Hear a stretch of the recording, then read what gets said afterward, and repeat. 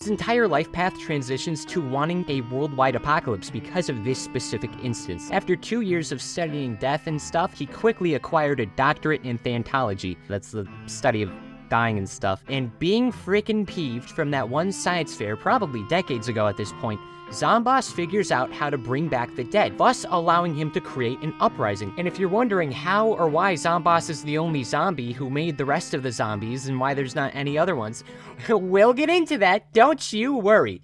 May 5th, 2009, Zomboss says, alright, shit's about to get bananas, I want this guy gone and everyone dead, except for the dead guys. The dead guys are my guys, they can stay. It's a zombie apocalypse, all our lawns are getting invaded and whatnot, until Dave pops in and goes, don't worry, chief. That guy kind of sucks at existing. His forehead looks like a cheap stress ball. Here, take my seed. No, not that other kind. Now, of course, Crazy Dave is established to be a little bit cray-cray. He makes you spend a lot of money on survival equipment despite the apocalypse. His plans are outlandish a lot of the time, but trust me, amigo, he's a chaotic good friend. This is the face of a friend. Take his little seeds, bing bong, now we got an army. Following this, for the next several days, we are at the mercy of Dave's missions and what he offers to us, what he sells, what plants we get, and rather than go to any part of the world to be zombies, Zomboss is hellbent on ending exclusively Dave's neighbor and wastes his entire army attempting to do so. At the end, Zomboss is about to attack himself. Dave's gonna tell us the weakness. Oh, never mind, he's being held hostage now.